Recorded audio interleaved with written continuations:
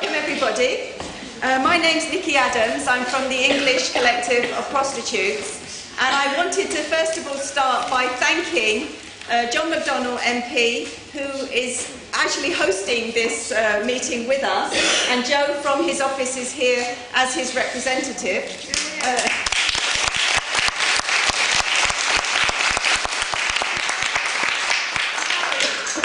And Harry. Sorry, I didn't know you were coming. Okay, and Harry Fletcher as well. Welcome to you both. It was actually John McDonnell's original suggestion a year ago now that we hold this symposium, because we fought a campaign to defeat an amendment to the modern slavery bill that would have introduced the blanket criminalisation of clients. We won that battle, and afterwards a lot of MPs were coming to John McDonnell saying, okay, now we are ready to hear the evidence for decriminalisation. And he said, organise a symposium, put the evidence before them, and that will really take us forward. Obviously, since then, things have changed somewhat. And that fantastic political earthquake that has meant that John is now the Shadow Chancellor means that...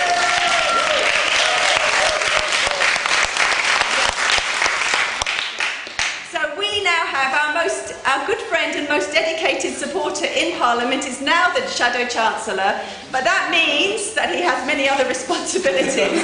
So even though he still has made it clear that he's still as dedicated to this issue and to our struggle, obviously he has other demands on his time. He will come, but he's not going to be able to stay the whole day, I'm afraid. So we welcome him, obviously, when he's able to come by. I also wanted to just thank the team that put together this event, the members of the planning group. If people could, Laura, Carrie, I can't see everybody, Paulina, Heston, Sarah, Rosa, Helen, Jenny and Nina. Laura, you can put your hand up. If you need things, speak to Laura or Carrie. Where's Carrie? Or Heston.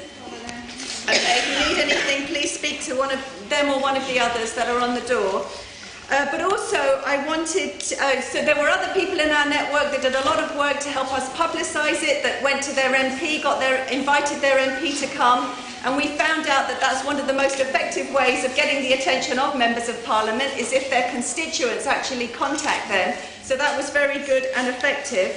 I also just wanted to thank the women and men from the Crossroads Women's Centre, who have pitched in whenever is needed, and without that kind of infrastructure and support and goodwill, organising an event like this would be really much more of an uphill battle. And I wanted to thank, lastly, our speakers in advance, especially those of you who've come a long way. One of our speakers was stuck in an airport in the fog, but we just heard that she's arrived, so that's very good. That's here from Sweden, and she'll make it when she gets here.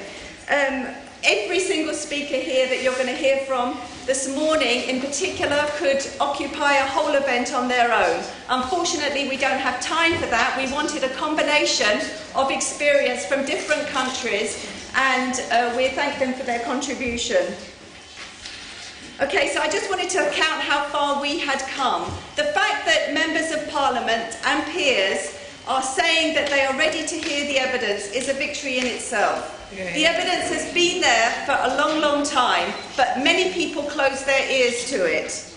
And it's a sign of the power that we now have that people are ready to listen. We have had a very good cross-party response to this meeting. Hundreds of MPs, literally, know that this event is happening. Some are here today, and I will mention some of the MPs that are already present and invite them to say a couple of words.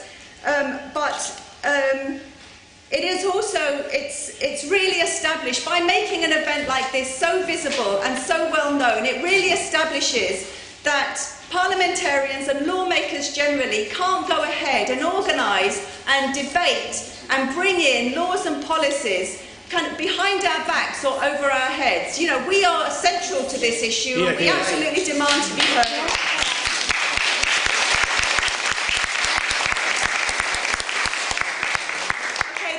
Is also extremely useful to counter the misinformation that many MPs have been bombarded with over the last few years. Some of that misinformation has been proved to be false, has proved to be lies, but we hope that today a lot of that information will just be finished up with and will be seen to be a fabrication. And that will be another achievement as well. Of course, this event takes place in the aftermath of the path-breaking Amnesty International vote for the decriminalisation of prostitution. That has changed the terrain. It was based on the recognition that sex workers have human rights, that those rights are being violated, and that action should be taken. And they voted for decriminalisation on the grounds of safety and of rights. They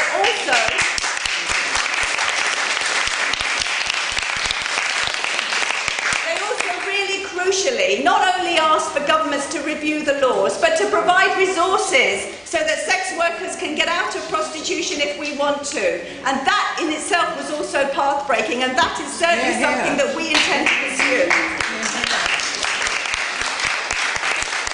The evidence today will be published and lodged in the House of Commons Library for MPs to reference on an ongoing basis. That in itself also sets a standard of transparency that has not been true in relation to other inquiries on prostitution that have taken place in the recent period. For example, the all-party parliamentary group on prostitution and the global sex trade did an inquiry. Many of us would have called it a so-called inquiry because it was so deeply biased from the beginning and was influenced unduly by the secretariat of that group, which was a Christian charity, CARE, which has a track record of homophobia and fundamentalist Christian views. So not many of us had much respect for that inquiry in the first place. But crucially, when they came out for the recommendation to criminalise clients, they then refused to publish the evidence on which they said that recommendation was apparently based. That inquiry can no longer have any credibility until we see the evidence, because we don't believe that that evidence led to that conclusion, and we'd like them to show it to us. Okay, so we're going to start. I'm very glad to be